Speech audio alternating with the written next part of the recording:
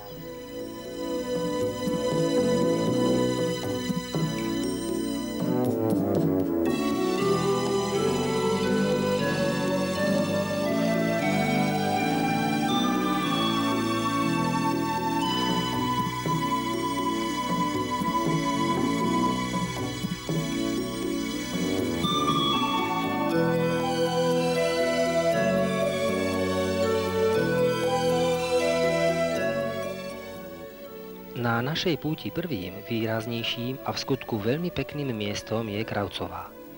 O nej turistická mapa hovorí. Je to končistý v hrebení Braniska s obmedzeným výhľadom a poľovníckou chatkou na vrchole. V sedle je dôležitá križovatka turistických chodníkov.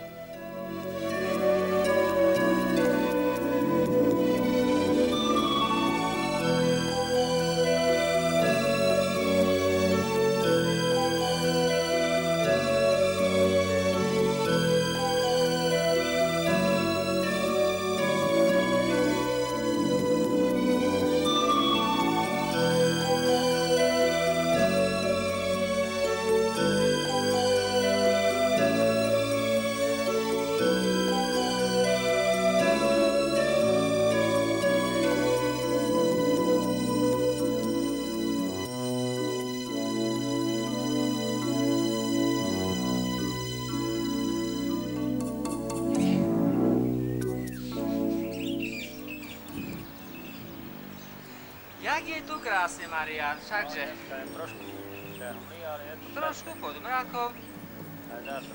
ale je vidno.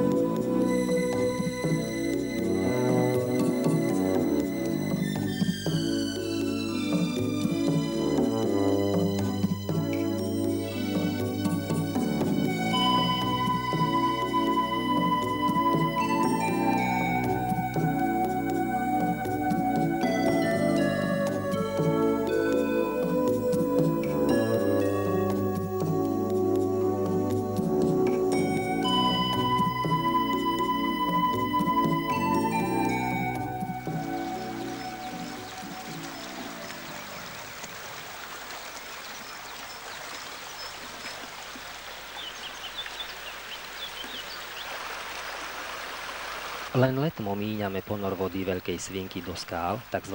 Diablovú dieru, pretože pre svoju výnimočnosť je potrebné venovať jej viac času. Bližšie sa s ňou oboznámime neskôr v samostatnej časti.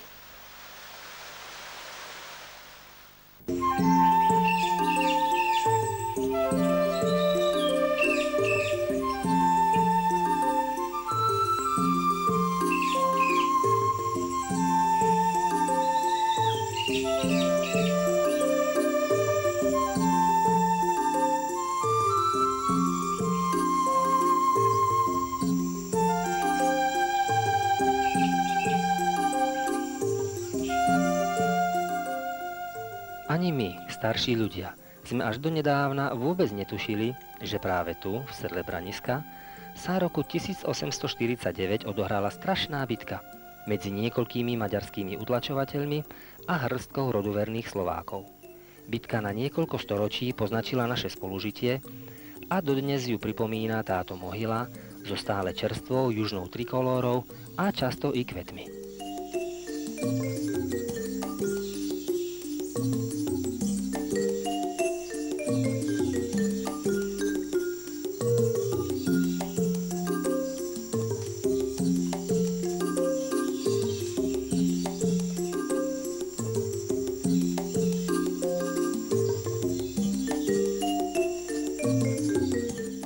To je Smrekovica, najvyšší kopec Braniska.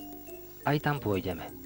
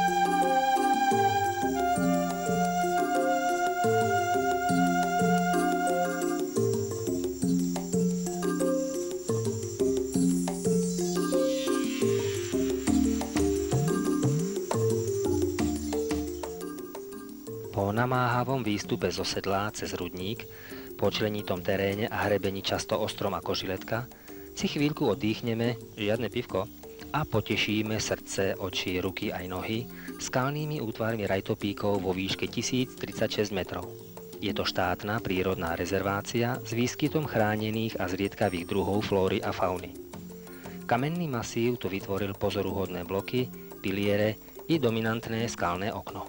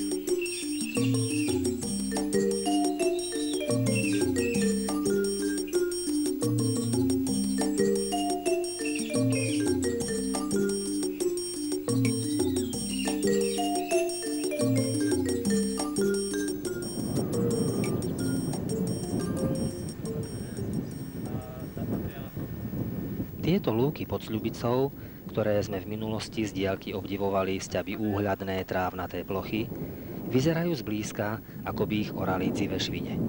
Nám to však vôbec nevadí. Výhľady po okolí sú aj tak prekrásne.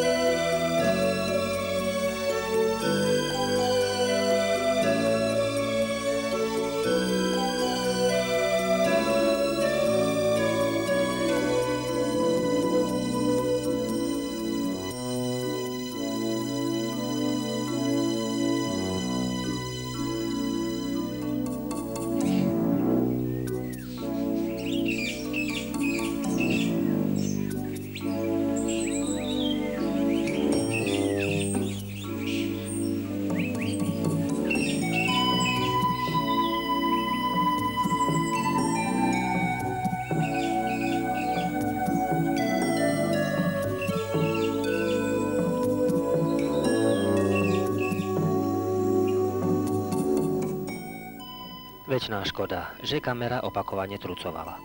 Pohľady do doliny so Spišským hradom boli okúzľujúce, rozprávkové, dnes určite najkrajšie.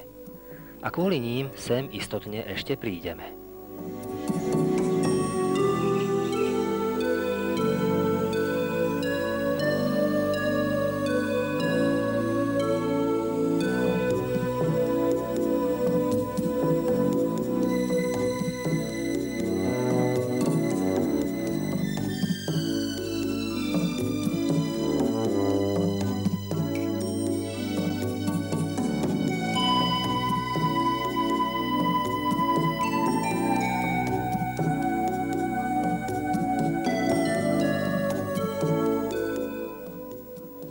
Kto tam bol, vie, aké veľké je toto prevýšenie a aké prudké je v ňom stúpanie.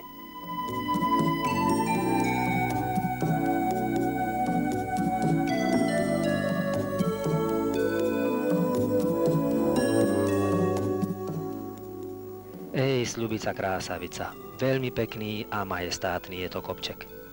Pri pohľade na ňu razom zabúdate na podstúpenú námahu pri zostupe o 610 metrov. Veru, stálo to za to.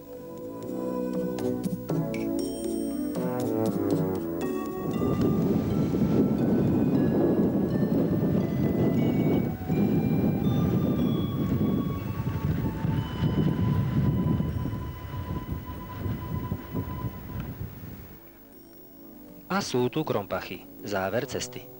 Tak čo, Páčilo sa zatiaľ?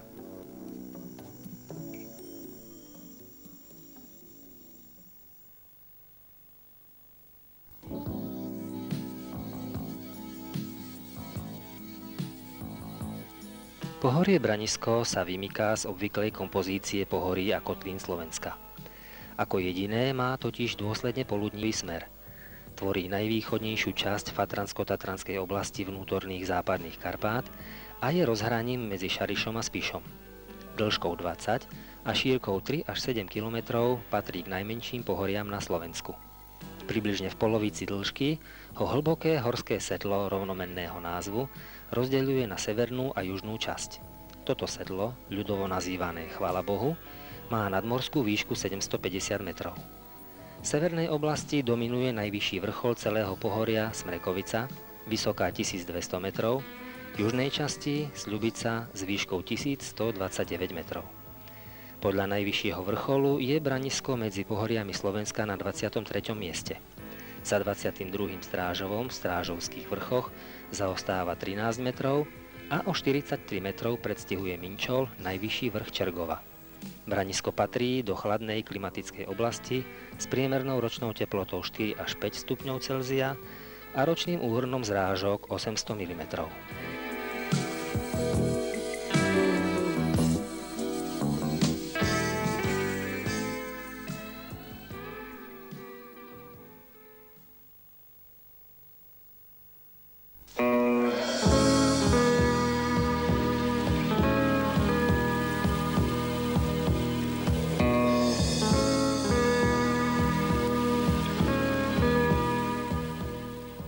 Medzi klenoty Braniska, z ktorých niekoľko sme pred chvíľkou videli, rozhodne patrí aj jeho najvyšší kopec Smrekovica. A práve tam vás teraz pozývame. Smrekovica je síce pomerne výrazná a nevedie tam žiadna turistická značka, no atraktívna a lákavá je tým, že je najvyššia, že poskytuje nádherné výhľady, ba dokonca má aj vrcholovú schránku s elegantnou pečiatkou. O tieto sa len nedávno postaral náš neúnavný aktivista a propagátor Braniska Kamil s prispením materiálnej a inej pomoci svojich priateľov.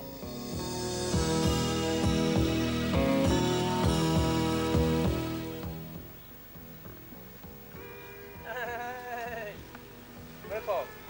A to je vrchol teda toto. Normálne triangulácia, Smrekovica. Normálne som prišiel na Smrekovicu. Toto to kedy asi postavil, mi povedz.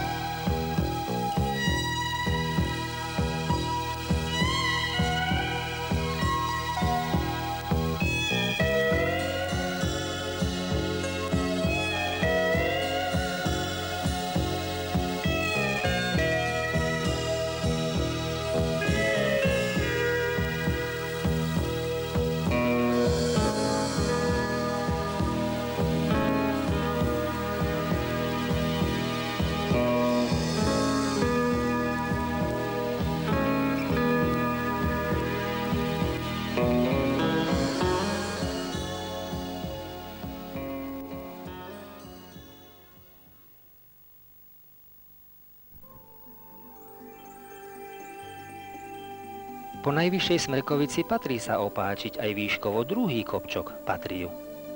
Tej od Stredozemného mora namerali celých 1171 metrov.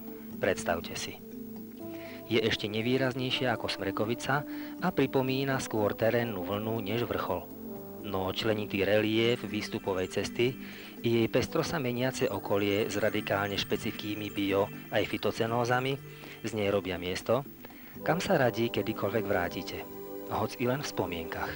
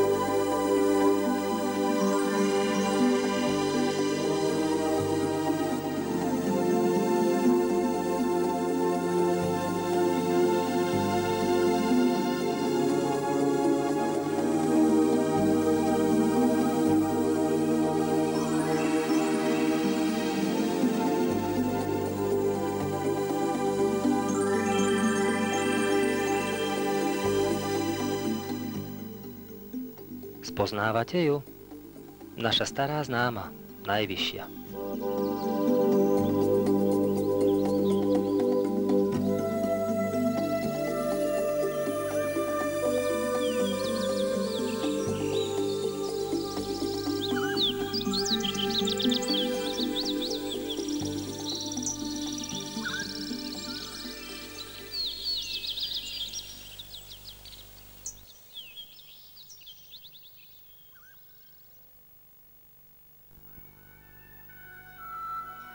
Pri našom zoznamovaní sa s Braniskom nemôžeme obísť ani priľahlé obce. Sú jeho neoddeliteľnou súčasťou, sú s ním bytostne späté a závislé od neho. Ovplyvňujú jeho život, tak ako i Branisko ovplyvňuje ich. Každá z obcí má svoju históriu i súčasnosť, každá je niečím pozoruhodná a svojská. Po niektorých nájdeme aj v skutku ojedinelé rarity. V našej obrazovej skratke nebolo možné zachytiť toto všetko. To ale teraz ani nie je také dôležité. Stačí, keď v každej z nich pobudneme aspoň chvíľočku. Začali sme v Korytnom. Hádam všetci o ňom počuli, najmä v súvislosti s výstavbou diaľnice a jej tunela.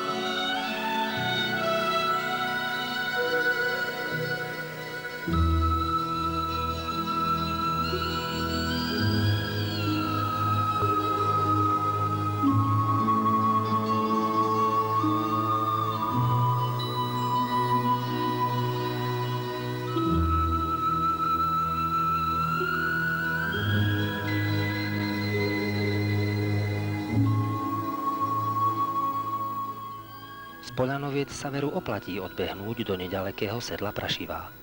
Je tam výnimočne malebná príroda na úpetí masívu Smrekovice a sú odtiaľ krásne výhľady po okolí i na Vyšný Slavkov.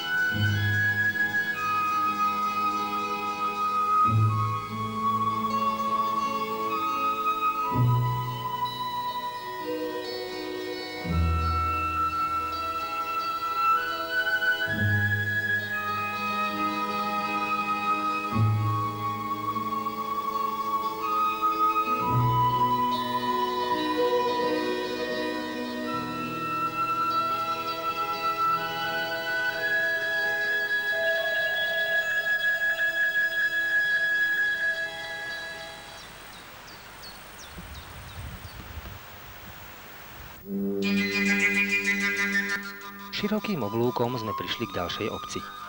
Rázovitá, úhľadná dedinka Lačnov, učúpená v dolinke medzi svahmi dvoch horstiev Braniska a Bachurne vo výške 765 metrov, bola založená v polovici 14. storočia a kedysi cez ňu viedla dôležitá obchodná cesta. Obyvatelia sa venovali salašníctvu, práci v lesoch a výrobe šindľov. No časom sa táto dedinka začala vyľudňovať a pomaly meniť na chalupársku.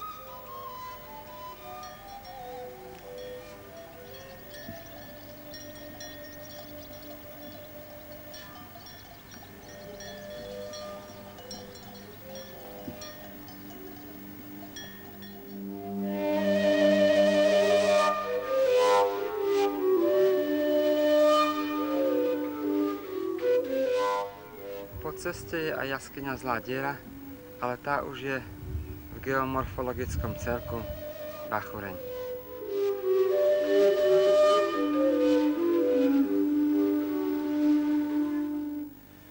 No a pod nami je dedinka Tovce.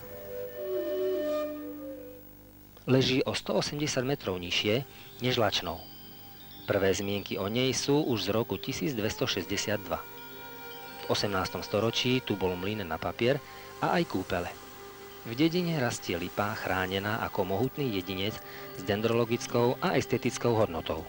A priamo pri nej začína turistická značka do blízkej, krásnej tiesňavy Lačnovského potoka. Lipovce sú všetkým predsa len najznámejšie svojimi početnými minerálnymi prameňmi, ktoré vyvierajú poniže obce, roztrúsené po širokom okolí. Najznámejší z nich je prameň Salvátor.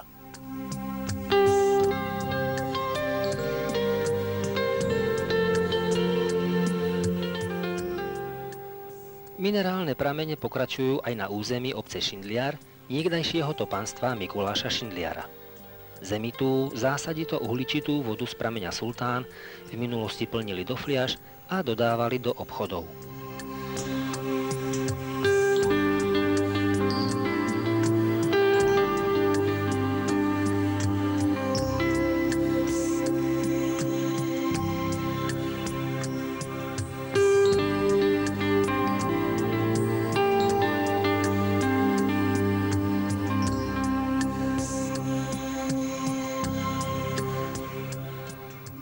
Málo kto z tých, čo prechádzajú dedinou, si všimne túto nenápadnú slúcaninku, hoci leží hneď vedľa cesty.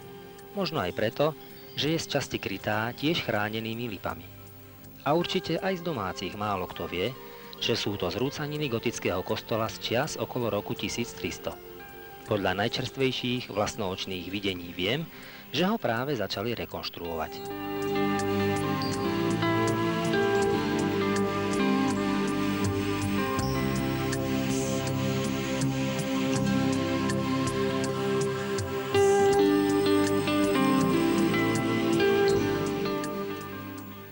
Ku Fričovciam prirodzene a neodmysliteľne patria bociany. Keď tu nie sú, doslova cítite, že obci čosi chýba.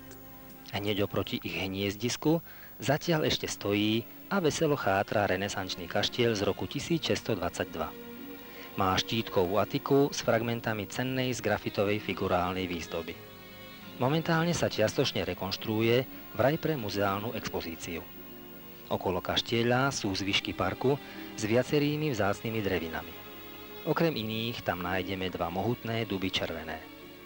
V tesnom susedstve parku na vyvýšenine stojí neskoro barokový kostol z roku 1738, postavený na mieste pôvodného zo 14. storočia.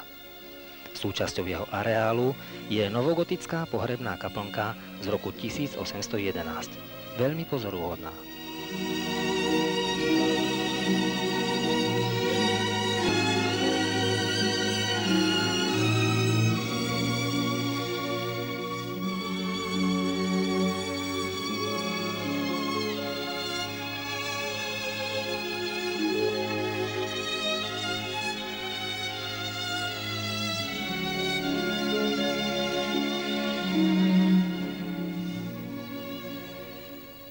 Donedávna sa konča obce trblietal aj neveľký rybník, no dnes už neexistuje.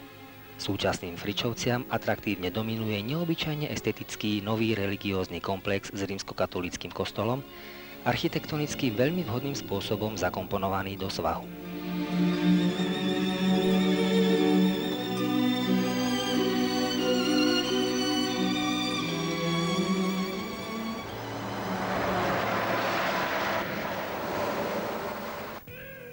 Široké je stredisková obec, ktorú od častých dopravných kolapsov a tragédií konečne vyslobodila nová diaľnica. V 16. storočí bola v obci poštová stanica a v súvislosti s roľníckym povstaním sa tu roku 1849 pobili cisárske vojská s maďarskými povstalcami.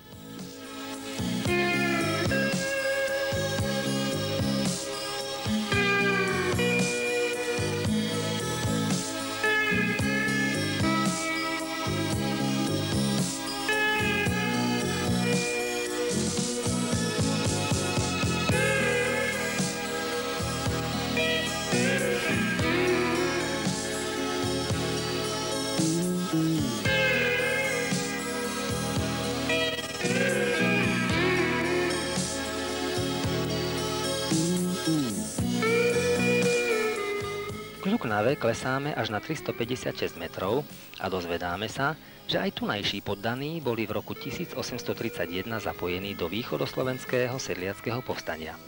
Okrem toho tu v minulosti boli bane na železo, meď a ortuť a v miestnej časti Štefánska huta bola továreň na ich spracovanie. Tá sa v istej podobe zachovala až podnes. V hute je tiež jeden z najstarších krytých drevených mostov na Slovensku. Meria 32 metrov. Z havarijného stavu ho zachránili až v roku 1985 a je evidovaný ako technická pamiatka.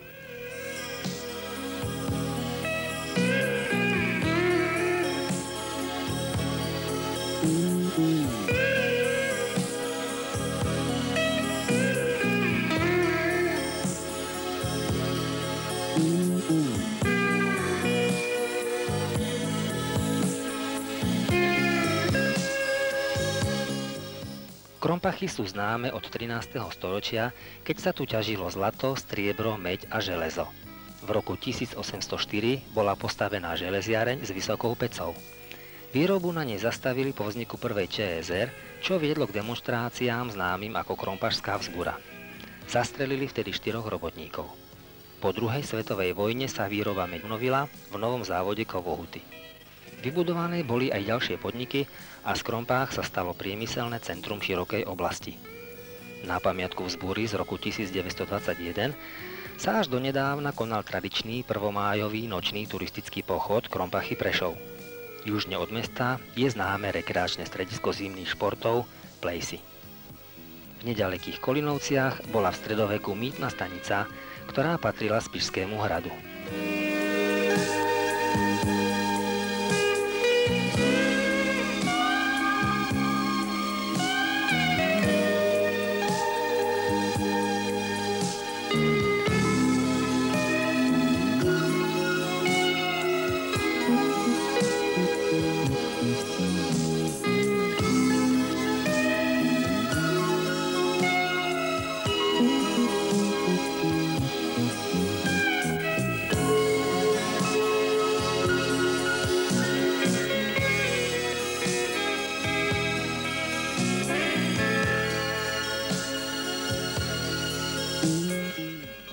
Vojkovce sú po niektorým z nás od istého času dôverne známe a srdcu blízke. Pri spiatočnom pohľade na majestátne sa vypínajúcu sľubicu sme mali veľmi silné a nezmazateľné pocity. Veru poviem vám, výstup na ňu z tejto strany sa iste rovná hrdinskému činu, ale stojí to za to. Výhľady z hora sú naozaj výnimočne krásne.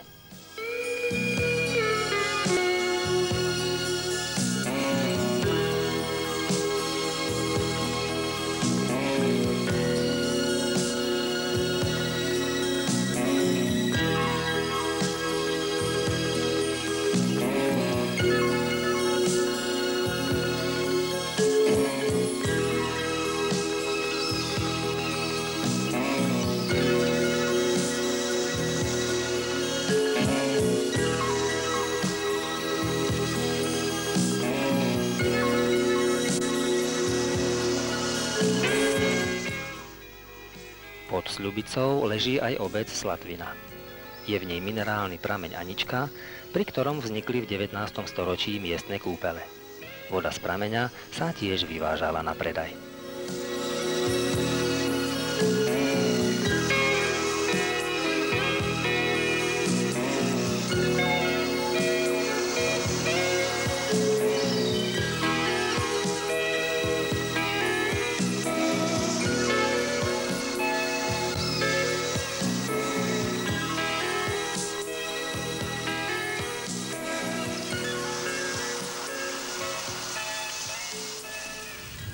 Pred nami je masív Smrekovice.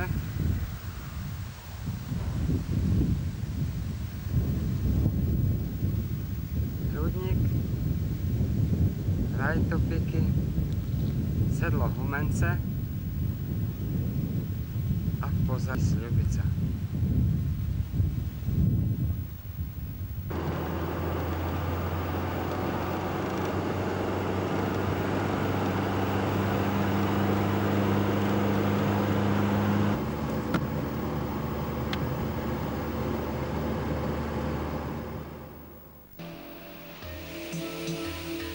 Dúbrava bola listinne doložená koncom 13. storočia ako majetok Spišského hradu.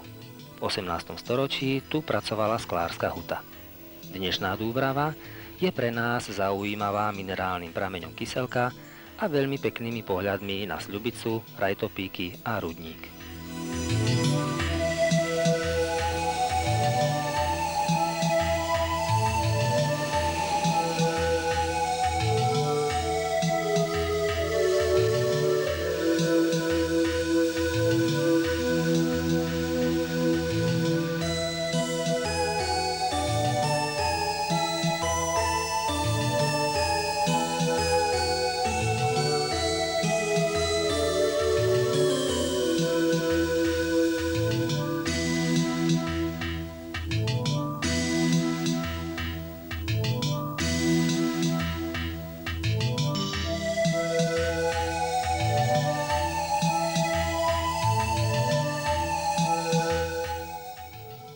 Ako vo väčšine pod svahmi Braniska, tak aj v Harakovciach sa ľudia v minulosti živili drevorúbačstvom a povozníctvom.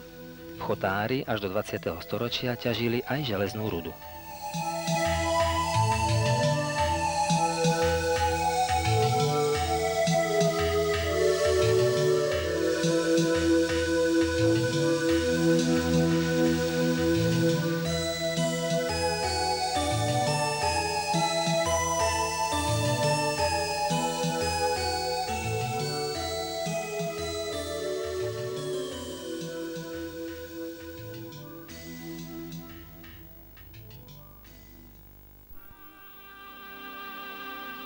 A vstupujeme do najkrajšej časti Braniska. Je ňou malebná, 2 kilometre dlhá romantická tiesňava Lačnovského potoka. V tejto prírodnej klenotnici na malej ploche nájdeme to najvzácnejšie a najkrajšie, čo Branisko má. Od početných druhov chránených rastlín až po ich vyrážajúce skalné útvary. Ba dokonca sú tu aj zvyšky stredovekého hradu. Úplne oprávnene je toto územie od roku 1964 štátnou prírodnou rezerváciou.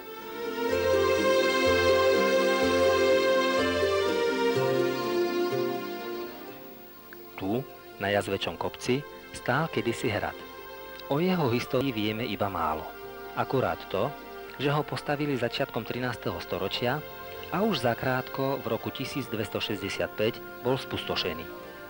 No jeho vtedajší mocipáni ho dali opraviť. Hrad v priebehu storočí menil majiteľov a napokon začiatkom 18. storočia definitívne zanikol.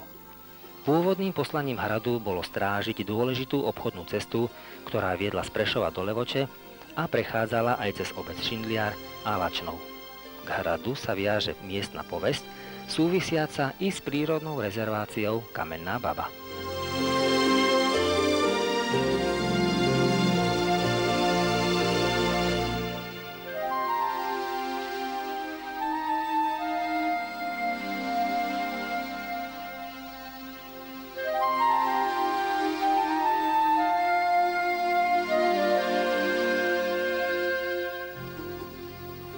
Steny a svahy Tiesňavy sú vysoké až 120 metrov. Zdobia ich početné, často bizardné skalné útvary, z ktorých hádam každý má svoje pomenovanie. Toto je skalný útvar Traja jazdci. No a tam je Kamenná baba. Podľa legendy prvá manželka pána Lipoveckého hradu zomrela, nahradila ju macocha, ktorá synčeka malého nemala veľmi rada, a preto ho raz v noci vyniesla na skalu a zo skaly ho chcela shodiť. No prišla strašná búrka, zaznel hrom, blesk a macocha s bábätkom v náručí skameňala. Odvtedy stráži túto dolinu.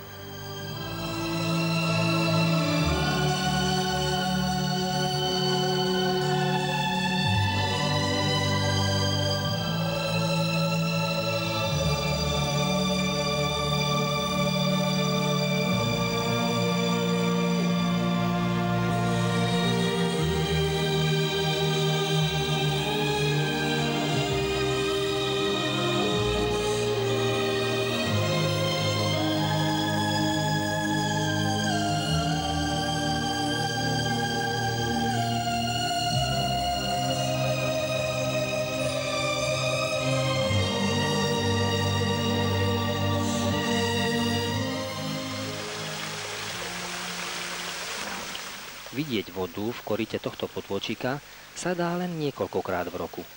No vidieť ju tiecť cez tento skalný prach ako vodopád a ešte takto výdatný, to už je vzácna rarita.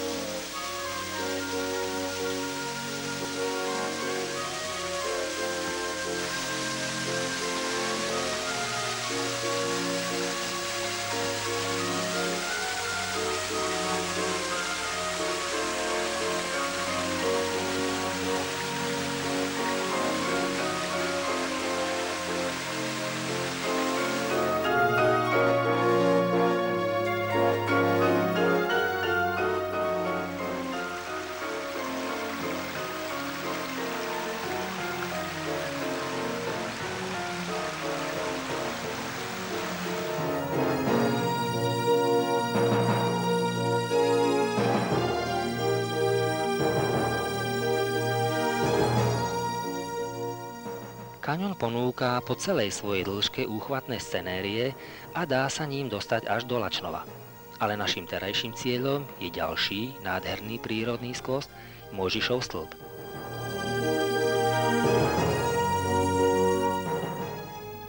Mojžišov stĺp je vápencový pilier vysoký 60 metrov. Krása jeho kolmých stien a previsov i príchuť nebezpečenstva pri obtiažných výstupoch už prilákali mnohých. Niektorých žiaľ naposledy. Obeťami jeho zvádzania, našťastie úspešnými, sme sa stali aj my s Kamilom, keď sa nám svojho času konečne podarilo vyštverať až na vrchol. A krátko na to ešte raz. Bolo to síce už dávno a z borovičky na vrchole vyrástla riadna borovica, no pri dnešnom pohľade na Mojžišov stĺp pociťujeme rovnaké pocity ako vtedy. Veľmi, veľmi pekné. kiež sa prenesú i na vás.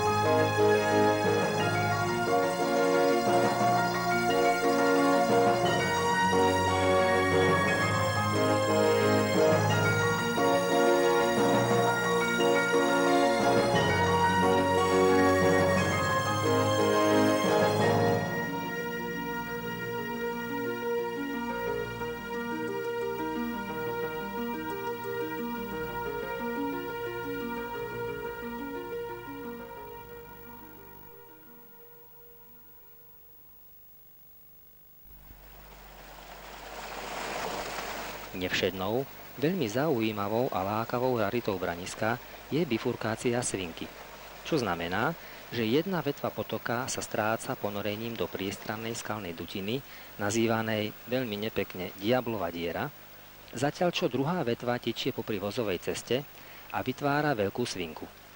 Hoci sme tu boli už niekoľkokrát, skalná dutina pripomínajúca malú jaskyňku nám pripravila za každým niečo nové i prekvapujúce, najmä vo svojej spodnej časti a obzvlášť v zime.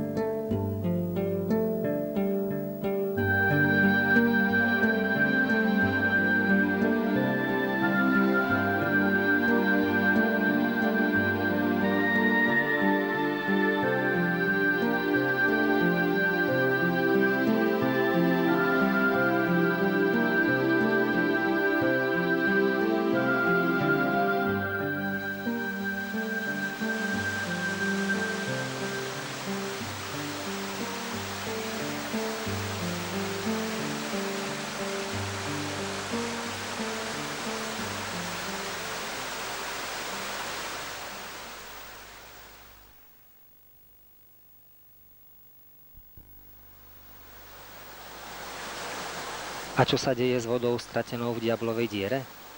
Preteká pomedzi skaly v podzemí a vyvieračkou nad Poľanovcami sa opäť vracia na povrch. Krátko na to splýva s potokom Branisko.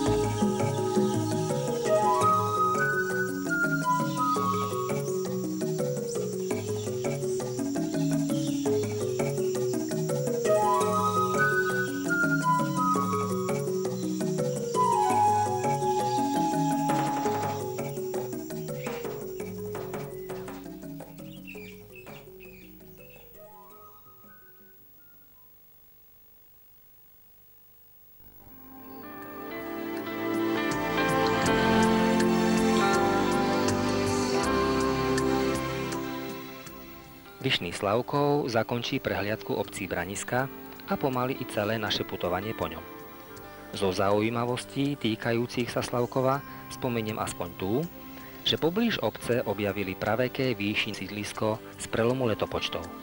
To dosvedčuje, že turistika tu prekvitala už v dávnoveku.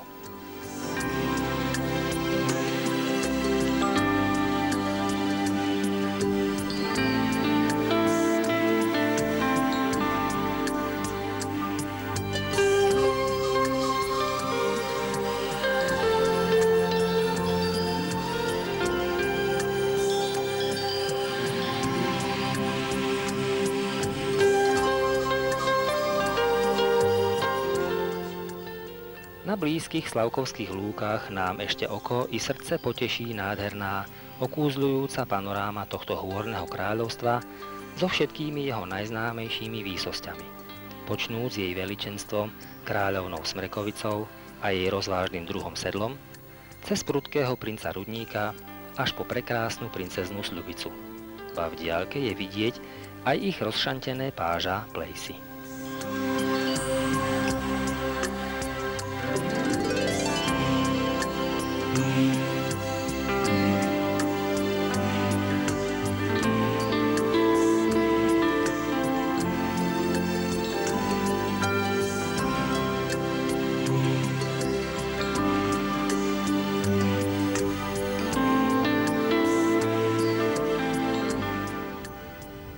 Plejsy nad Krompachami.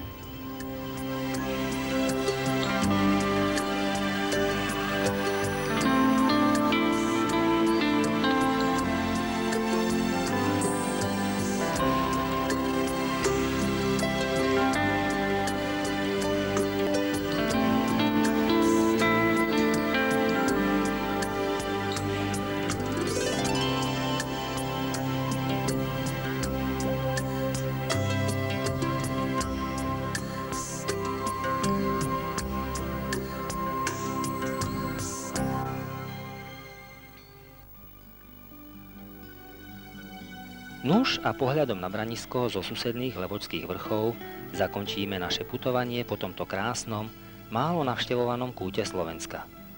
Takže, priatelia, keď sa teraz alebo inokedy povie Branisko, čo si predstavíte?